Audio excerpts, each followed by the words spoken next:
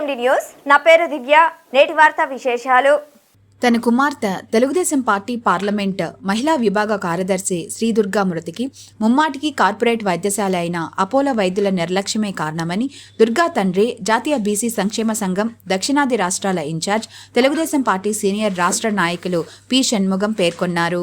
గురువారం నగరంలోని ASM municipal complex నందు గల బీసీ సంక్షేమ కార్యాలయంలో ఏర్పాటు చేసిన పాత్రికేయుల సమావేశంలో ఆయన మాట్లాడారు. తన కుమార్తె రహదారిలో ద్విచక్ర వాహనంలో వెళ్తుండగా ప్రమాదం జరిగిన వెంటనే తాను కుటుంబ సభ్యులు ఆమెను చిత్తూరు ప్రభుత్వ ఆసుపత్రికి తరలించామని చెప్పారు. ఆసుపత్రిలో అపోలో వైద్యులు తన కుమార్తెను పరీక్షించడం జరిగిందని, పరీక్షించిన అనంతరం ఎలాంటి పెను ప్రమాదం లేదని, కేవలం భుజానికి మాత్రమే స్వల్ప గాయమైందని తెలియజేసి ఫస్ట్ ఎయిడ్ ట్రీట్మెంట్ చేసి పంపడం జరిగిందని అన్నారు. వారి మాటలను నమ్మి నా కుమార్తెను ఇంటికి తీసుకువెళ్లడం జరిగిందన్నారు. ఇంటికి తీసుకువెళ్లిన కేవలం 18 గంటల వ్యవధిలోనే నా కుమార్తె తీవ్ర అస్వస్థకు గురి కావడంతో మళ్లీ ఆసుపత్రికి తీసుకువెళ్లడం జరిగిందని, అయితే ఆమె మృతి చెందారని వైద్యులు చెప్పడం తీవ్ర దిగ్భ్రాంతికి గురి చేసిందన్నారు. శ్రీదుర్గా తలకు బలమైన గాయం వల్లే చనిపోయిందని అపోలో వైద్యులు చెప్పారని అన్నారు.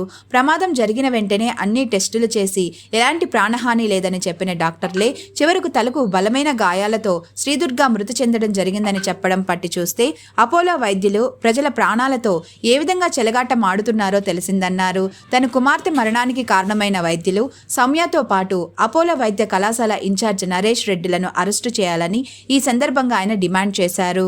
ఎక్స్రే తీస్తామని చెప్పారు. నేను సిటీ స్కాన్ ఉంది, ఎంఆర్ఐ స్కాన్ మీ దగ్గర ఉంది కదమ్మా, సిటీ స్కాన్ ఒకసారి తీయండి, తలలో ఏమైనా ఇబ్బంది ఉందేమో ఒకసారి తెలుస్తుందని చెప్తే ఆవిడ అవసరం లేదు సార్, ఏమి ఇబ్బంది లేదు, ఎక్స్రే పంపడం, ఎక్స్రే తీసిన తర్వాత మైల్డ్గా బోన్ ఫ్రాక్చర్ అయింది, దీనికి బ్యాండేజ్ చేస్తాం సార్ అని బయట నుండి కొనుక్కోరమని ఒక స్లిప్ రాయిస్తే, ప్రిస్క్రిప్షన్ రాయిస్తే మా వాళ్ళు వెళ్ళి తీసుకొచ్చిన తర్వాత హ్యాండ్కి బ్యాండేజ్ చేశారు, మెడకు చేతి. నేను అప్పుడు చెప్పాను, అమ్మా మీరు సిటీ స్కాన్ తీనంటున్నారు, ఏమి ఇబ్బంది లేదంటున్నారు కదా, ఒక నైట్ అబ్జర్వేషన్లు పెట్టండి, అబ్జర్వేషన్లో బిడ్డకు ఏమున్నది తెలుస్తుంది అంటే nothing doing to worry sir, ఏమి ఇబ్బంది లేదు, మేము అందరూ డాక్టర్ని చూసాం, ఏమి ఇబ్బంది లేదు సార్ మీరు వెళ్ళొచ్చు అని. నేను మళ్ళా బయట వచ్చి నరేష్ కుమార్ రెడ్డికి ఫోన్ చేశాను, అయ్యా నరేష్ కుమార్ రెడ్డి గారు మీ డాక్టర్లు ఏం లేదంటున్నారు, తీసుకెళ్ళిపోమంటారు, అబ్జర్వేషన్ వద్దంటున్నారంటే ఏం లేదు సార్, నేను డాక్టర్ సార్ రిపోర్ట్స్ తెప్పించుకుని బయట ఉన్నాను, ఎక్స్రే రిపోర్ట్ కూడా వచ్చింది, ఏమి ఇబ్బంది అవసరం లేదు, బిడ్డను తీసుకెళ్ళండి సార్, ఏమి ఇబ్బంది లేదని చెప్పాడు. అంతమంది డాక్టర్లు ఆ హాస్పిటల్కి ఇన్ఛార్జిగా నరేష్ కుమార్ రెడ్డి చెప్పిన మాటలను నమ్మి నేను బిడ్డని ఇంటికి తీసుకొచ్చాను. నైట్ ఉన్నది, మరుసటి రోజు నైట్ 11 గంటలకి అన్కాన్షియస్ అయింది.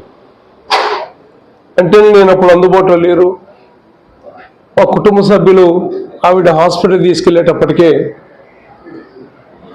చనిపోయిందనేటువంటి దుర్వార్త వినడం జరిగింది.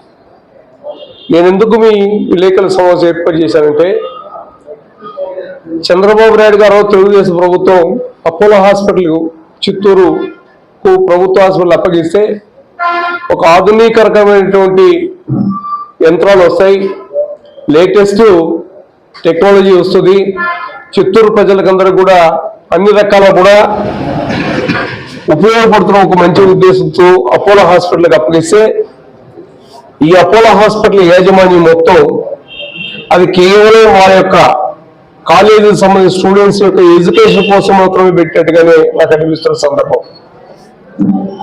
నేను ఉదయం కూడా చెప్తున్నాను, అదే హాస్పిటల్ ఏమి లేదండి అని ఎక్స్రే తీసి పంపించినట్టు వాళ్ళు నిన్న పోస్ట్ మార్టం చేస్తే హెడ్ ఇంజరీ జరిగిందని పోస్ట్ మార్టం రిపోర్ట్లో వచ్చిందంటే దీని అర్థమైంది, ఏ డాక్టర్లు అయితే ఏ హాస్పిటల్లో అయితే ఇబ్బంది లేదు పర్వాలేదు చెప్పారో అదే డాక్టర్లు హెడ్ ఇంజరీ వల్ల చనిపోయిందంటే 37 సంవత్సరాలు నా బిడ్డ కనీసం రెఫర్ చేసి ఉంటే వేరే హాస్పిటల్ పోయింటాం. బిడ్డని అపోలో హాస్పిటల్ డాక్టర్ని హత్య చేశారనుకుని నా బిడ్డకి జరిగినట్టుగా ఈ చిత్తూరు ప్రభుత్వ అసలు ఏ బిడ్డకి జరగకుంటే నేను చూస్తున్నా. ఇదే విషయం జిల్లా కలెక్టర్ గారు నిన్న 2 గంటల సేపు అంతిమయాత్రలో పాల్గొన్నారు. నా బిడ్డ అంతిమయాత్రలో కలెక్టర్ గారి దృష్టి కూడా పోస్ట్ మార్టం సంబంధించిన వివరాలు ఏమి చెప్తే ఆయన వెంటనే సీఎంఓతో కూడా మాట్లాడడం జరిగింది. ఈరోజు నేను డిమాండ్ చేస్తున్నా, నా బిడ్డకు జరిగిన దుస్థితి ఈ చిత్తూరు ప్రభుత్వ ఆసుపత్రి ఇంకో బిడ్డకు జరగకూడదని రేపటి నుండి ఈ కార్యక్రమం ప్రత్యేకంగా నేనే స్వతహాగా ఒక కార్యాచరణ ప్రభుత్వ ఆసుపత్రి అపోలో హాస్పిటల్ యాజమాన్యం పైన రూపొందించబోతున్నా.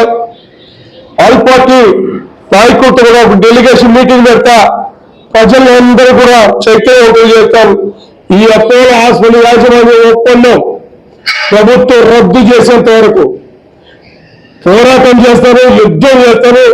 నా బిడ్డకు జరిగినటువంటి భవిష్యత్తులో ఏ బిడ్డకు జరగకూడదని కూడా ఖచ్చితంగా పత్రికా ముఖ్యంగా విజ్ఞప్తి చేస్తున్నాం.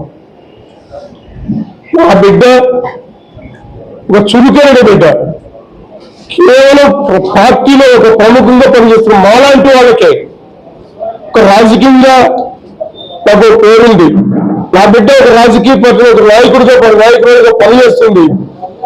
నాలాంటి వాళ్ళకే ఇలా జరిగితే పేద వర్గాలు పేద ప్రజల యొక్క పరిస్థితి ఏమైనా ప్రశ్నిస్తున్నా.